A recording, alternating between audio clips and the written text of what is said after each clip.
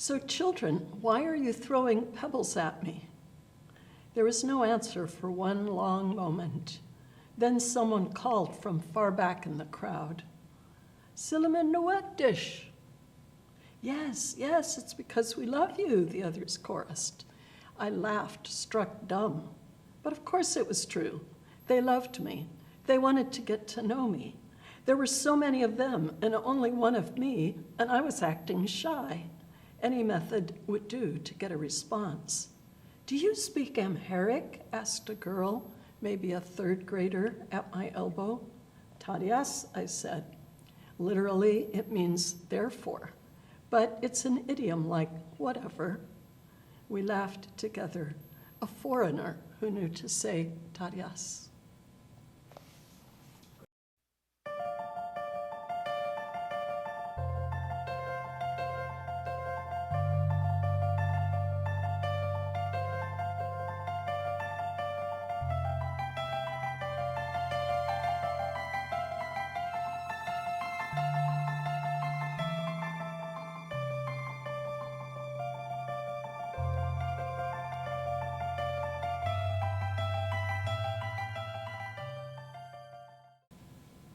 That was Carolyn Kurtz reading from her memoir, A Road Called Down on Both Sides. Hi, I'm Alan Rose. Welcome to Book Chat. And it's great to have Carolyn with us here today from Portland. Thank you for coming up and sharing with us about your experience living in Ethiopia. Sure, I'm happy to be here. Carolyn, you have two memoirs. The first one, A Road Called Down on Both Sides, and the second, Today is Tomorrow. And together they talk about your experience of growing up as a child in Ethiopia part of the time and part of the time in the US, and then later returning to Ethiopia as an adult. And together they present quite a life. What was it like to be a child living in Ethiopia, part of a missionary family? Well, I got there when I was just under 5 years old. And so my memories of the US as a child were very dim. And until we came back to the States for a year when I was 9, it was just my life. I had no idea, no sense of comparison. There were a few shocks when I came back as a 10-year-old, 9-year-old. I had never been in a classroom, so that was different, and I was shocked. I remember feeling startled when a teacher after school told me I shouldn't try to slide on a frozen puddle, and I was like, she's not the boss of me. So I also had a friend whose mother wouldn't let us climb the apple trees because of insurance. I had no idea what that was about. So there were clearly gaps in my experience that were revealed in that year, but they weren't a big deal. Can you talk about what were the years that you spent in Ethiopia and coming back to the States and then later as an adult going? Give us a time frame. Yeah, so I went over to Ethiopia when I was not yet 5. We came back for a year when I was 9. We went back for 5 years, came back when I was 15, and then I came to the States for college at age 18, and I visited like we all do from college, went home to visit during college, and then I didn't go back to work until I was almost 40. To work in Ethiopia. And then my second memoir is when I got transferred to work in South Sudan. So I actually had lived in Nairobi, worked in South Sudan after living for so many years in Ethiopia. So the span of that work life was about 12 years. Can you describe for us what it was like as a child to be growing up in Ethiopia at that time? Well, it was wonderful in many, many, many ways. It was just an idyllic childhood. I have to say I really grew up as an American because my mom was from Iowa, my dad was from Oregon. They fed us Iowan food, my mom did, and We spoke English in the home. I went to American system schools to prepare me for coming back to the States. Mom and Dad always referred to the States as home. We always kind of went home in our minds about that. And in fact, the 2 years that we spent in the US seemed quite foreign to me, and especially my high school year.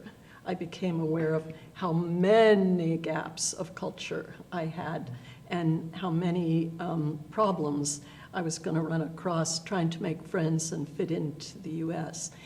But it was such a rich life being surrounded and bumping all the time into people who spoke different languages, people who approached life in a different way. I didn't fully appreciate how different the cultures were as a child, but I learned that when I went back to work. And I was the only American in the school. I had Ethiopian colleagues, an Ethiopian boss. Suddenly, the cultural differences really showed up. So, can you give us an idea, we who are deprived and having not lived in such a rich and very different culture from the one we've grown up in, what were some of the aspects of the Ethiopian and U.S. culture that you admired in their differences? Well, the obvious things that we loved, even as kids, were things like the food and different celebrations that were quite fun to watch and interesting. And we borrowed from the language, even as kids. Well, Mom and Dad as well. There were certain words we always used in Amharic, even though we were speaking English. There were certain ideas that you would have to use a phrase in English, but you could use one word in Amharic, and we all kind of picked and chose. You didn't speak Amharic itself as a child? No, I didn't. Okay. I sat through many thousands of hours of sermons, and so I could follow a sermon or a conversation in the big picture. I could get the gist of it, and clearly was absorbing the sounds of the language and vocabulary and things like that. But it turns out that you have to speak in order to speak a language. You can't just listen. And so it wasn't till I went back as an adult that I had to make all those awkward and weird mistakes and figure out how to get my mind to deliver to my mouth the words and the sounds in the right order to communicate with. So what were some of the differences that you noted as a 9 or 10-year-old, having lived like 5 or so years in Ethiopia, then coming back to the United States for a couple of years? The main thing I would say that struck me very deeply, even as a young child, we lived in a very, very remote area. Our family and a single nurse and a single teacher were the only Westerners. And so the life that people around us lived, the grass huts, the dirt floors, the walking to the market, carrying things, having no vehicles or anything, growing what they ate, not having the canned foods that we brought in to have our Iowa-style diet. My dad put in a Pelton wheel at one of the waterfalls to grind grain, and until then, women were still grinding grain by hand. So it was a very, very, very different style of life and level of life, and it bothered me, even as a child, to the separation between our style of life, which seemed to me, we lived in a house that would maybe be like a summer cabin with a cement floor and a tin roof and mud walls, like adobe. So it wasn't lavish in any way, but it was lavish compared to the homes of people around us. And that discrepancy bothered me. Were there any aspects of U.S. culture that that you did value even as a child when you went back to Ethiopia? Oh, books, books, books. We had Mom and Dad. Mom read about all the award-winning children's books, a big list of them before she went, and she filled up cartons or barrels or something with books, and we would get books at Christmases and at birthdays, and my sister next to me and I were tremendous bookworms. And the thought of living without books, living like Ethiopians live, which I would think about, like if I came back, that's how I would want to do it. I wouldn't want this big difference. And then I stalled when it came to books because I knew their homes were damp. I knew books would mildew. And the thought of living my life without books made me conclude that I would never be able to go back to Ethiopia to work. When I did go back to work, to my surprise, it was an unexpected opportunity. One of the things that I saw so clearly is how get it done we are as a culture in the U.S., and that's valued by us and by Ethiopians. On the other hand, I would walk into I was teaching English. I would walk into the office in the morning realizing I was out of chalk, something like that, and I would, ask the secretary, I need some chalk, and the bell would have already rung, and I knew my 60 students would be raising a riot in the classroom, and she would just smile at me and say, how is your morning? That graciousness, you greet people first, you are warm, you are friendly, business comes second. So that was a real big difference, and I learned sometimes to do that, but I often, had to laugh and stop, and she knew what was going on, I knew what was going on, like, oh, you're so American. You, as an adult, returned to Ethiopia. What was it like to return as an adult after having lived there as a child? A number of years had gone past. What were the differences? Well, politically, it was quite a different situation. Very turbulent. Yes. When I was there as a child, there was His Majesty. We never referred to him as anything but His Majesty. And he had been deposed. This is Haile Selassie. Haile Selassie, His Majesty Haile Selassie. And when we got back, we were there at the tail end of the communist regime that stepped in as he was deposed. And it had been very, very heavy-handed, and the economy had been manipulated the way communist economies are, and there were shortages of everything, including toilet paper at that point. The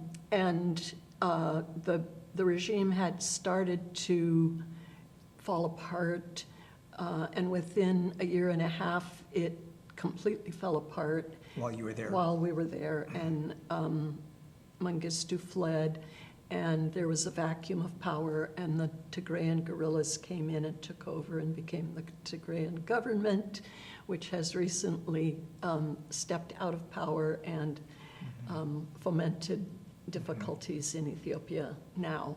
So politically it was quite different, and the communist years tweaked the Ethiopian culture in some ways that I think everyone regrets now. What ways? They unleashed in Ethiopian culture, that graciousness meant that you don't express animosity or anger openly, but people held grudges. So as a child, I didn't really know that. But the communist era, people were supposed to turn anti-revolutionaries in. Children were told to turn in their adults, their parents. And so all those undercurrent grudges came out, and the culture frayed. It kind of went from serfdom to communism. Serfdom that felt comfortable to people, but was actually very hard on very many people, into a failed form of communism, a really disastrous form of communism with lots of bloodshed, which then gave rise to a regime that history will have to see what they say about it, but it was also quite heavy-handed and ended up stirring up lots of ethnic divisiveness, which is what is being reaped in Ethiopia now. Right. So the history kind of led to not good things. One of the things that I enjoyed in your memoir was the way you wove in the ancient and modern history of Ethiopia. I think probably many of us Americans are pretty ignorant of both. I knew some of the ancient history, but was pretty much unaware of the modern conflicts since the deposing of His Majesty. And that was really helpful to provide that historical context to understand. So did you feel at any time unsafe amidst this political upheaval? We pretty much knew that, well, there's a saying in Ethiopia, never mind the women and children. You know, they're not the problem. And we always knew that the foreigners were kind of in that category, that whatever was going on wasn't about us. Ethiopia hadn't been colonized, and there was not any kind of underground deep resentment against us. So for the most part, like in my childhood, I felt totally safe. Mom and Dad put me on airplanes to travel the 500 miles to boarding school alone. I don't even know how they made arrangements for me to be met at the other side. But there was nothing frightening in all of that. We were a curiosity, but we were not in any way seen as taking something away from people. But then when these conflicts arose, there was fighting going on, and in both the time of it was called the Red Terror, between when His Majesty was deposed and when Colonel Mengistu really got complete hold of the government. And there was urban civil war, and it was horrifying. And we often at night turned off the lights and got down below the windows and hunkered down. And I had to go down early out of town to a place where I could stay at a hostel and get to a hospital in the middle of the night without worrying about curfew when I had my first child in Ethiopia. So, and then when Colonel Mengistu fled and there was this vacuum of power, the army was just drifting back into Addis Ababa. They hadn't been paid for months. They were selling their Kalashnikovs in the marketplace. There was no police force. People were shooting into the air to warn off looters. So again, we were at night staying inside, staying down below the windows. But we knew it would be an accident if something happened. There was never You didn't feel personally targeted? No, not in any way. There was no fear of being kidnapped or fear. And in general, the Ethiopian culture has been, in spite of these wars and conflicts like that, it's been quite nonviolent. Like in Kenya, there would be armed robberies, but in Ethiopia, it would be more like, if there was anything, it would be like a cat burglar. Cat burglar, like very stealthy. I see. Clever, tricky, stealthy chops were admired. I see. But not overt aggression. What brought you back to Ethiopia as an adult? Well, I didn't expect to ever go back. Like I said, as a child, I figured out I couldn't live without books. I couldn't live like the Ethiopians, so no, it wasn't going to happen.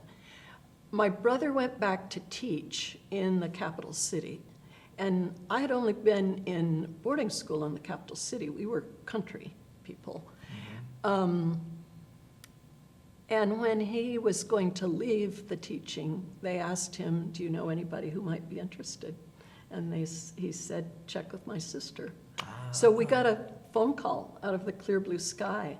And I still really didn't think it would happen. Were they going to send me back to where my dad had been quite well known? Were they going to send me back to work for a year with my brother for the changeover? That seemed unlikely. So it was a big surprise and a delight. It was an intersection in my life that I never saw coming. Mm-hmm. And how long were you there as an adult?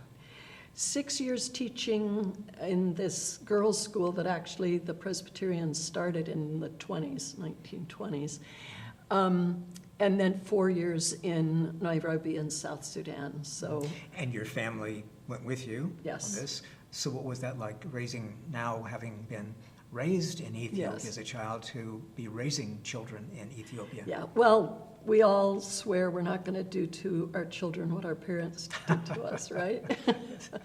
But I treasured my life overseas, and my kids treasure that we took them overseas. It was tricky in many ways.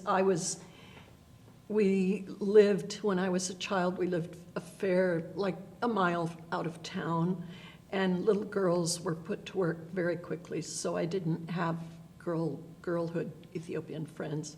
I was hoping that my kids would have Ethiopian friends, but the child society and my children didn't match well. It was a place where the culture rubbed quite badly. There was like a hierarchy, and all the kids of all ages ran around together, and the older kids could taunt and tease and pester the little kids with impunity, and my boys weren't going to have that. So, it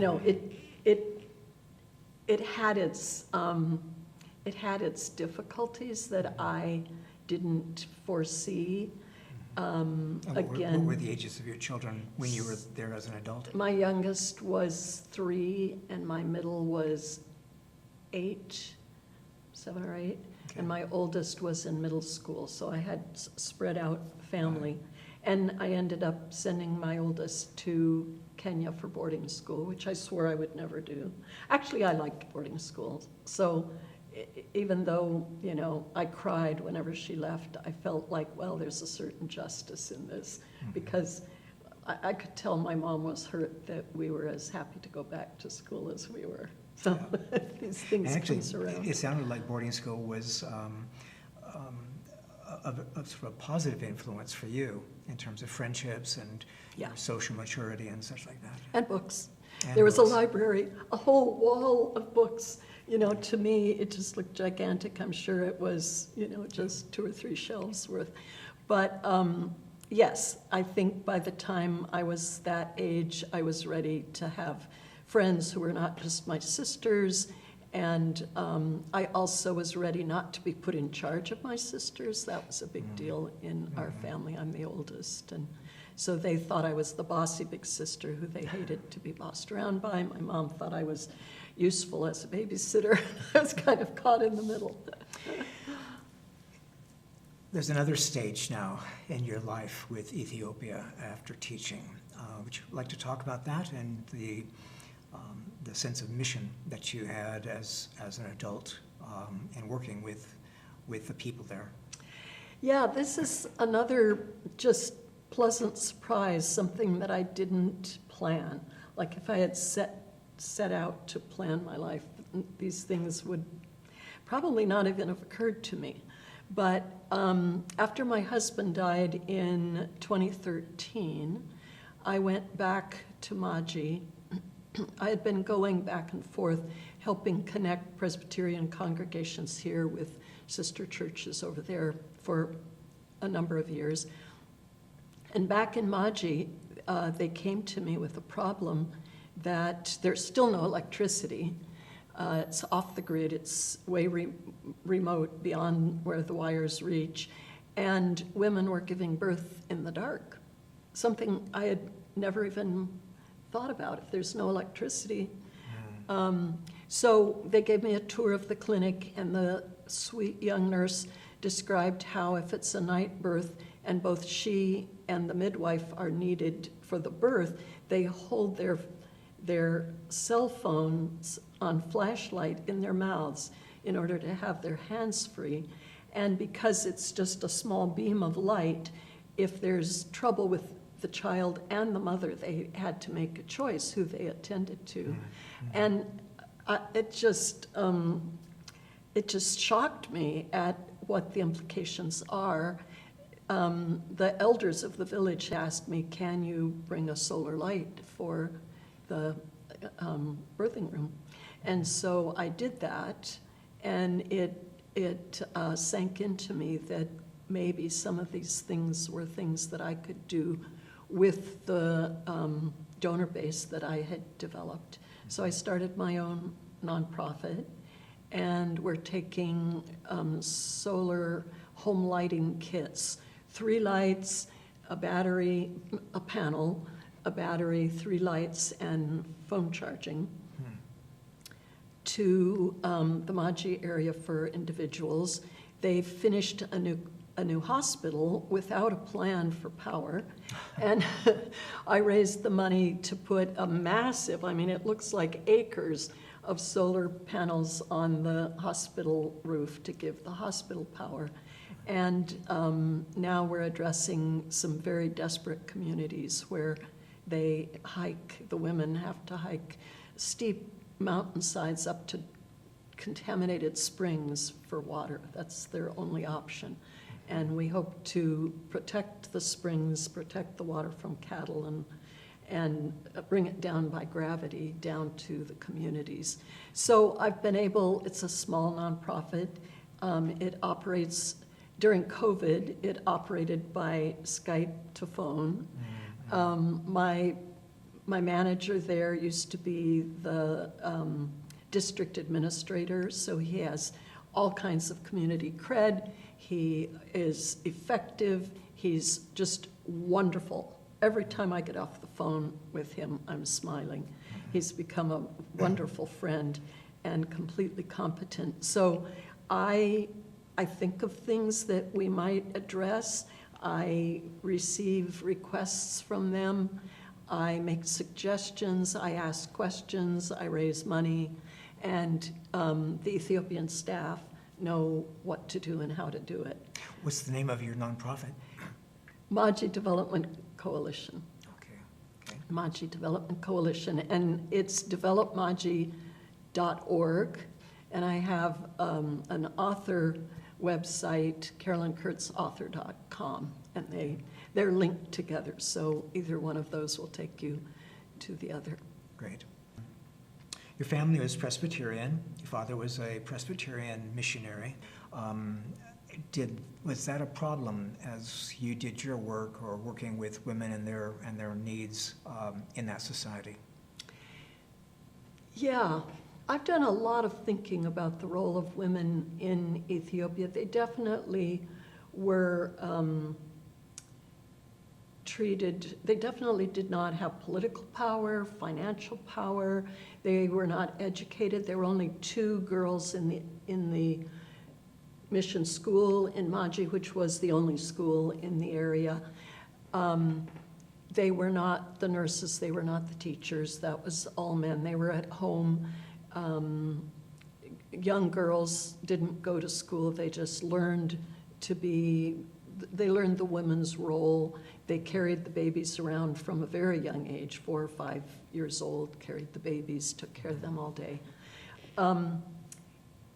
This girls' school was started for the governor's girl children, governors who would be sent out by His Majesty to local areas.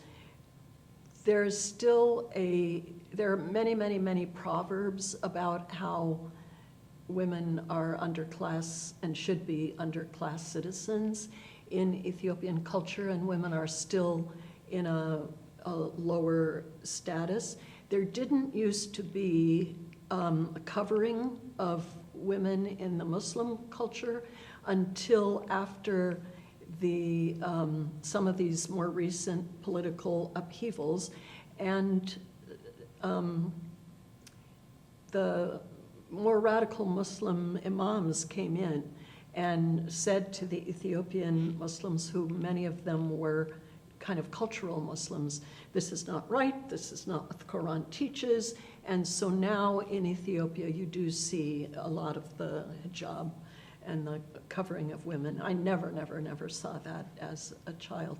So things have changed. I think Muslims feel like full citizens now, which is a good thing. The Protestants were allowed in by His Majesty because of the Italian War, which wiped out a whole educated generation of educated Ethiopians, and the need for schools and the need for clinics was high enough that he took a chance that Orthodoxy and Protestantism would be able to coexist. So, how does that affect your work now with within the Ethiopian society, and particularly relating to women and their roles? Well, I've realized that anything I do in Maji is going to improve the lives of women more than anybody else. They're the ones who carry water. They're the ones who are bearing children in the dark. And I'm also working to start women's co-ops and women's self-help groups so that specifically women will have chances to do things that they otherwise don't have an opportunity to do. The community seems to accept me, and I chose for it not to be a religious NGO. After they put the roof on the hospital, they invited me into town to thank me and had a little party in a little hole-in-the-wall eatery and invited community leaders to come and be part of that, and everybody made these speeches. And the Orthodox priest had been invited, and he stood up and he said they invited me to come, and they asked me to be part of thanking this woman who is a daughter of Maji for what she's done to help us. But I didn't realize till I arrived here that she was white. So everybody laughed about that. But there seems to be, I'm not aware of any conflict or any animosity. The only animosity is if I don't do enough and I don't include everybody. You know, it's just like frustration. But I'm warmly welcomed whenever I go. Carolyn, thank you for sharing your experiences with us. It's obviously a very rich life, and we appreciate you putting your story into these two books. So thank you for coming up. Very, very glad to share. Okay.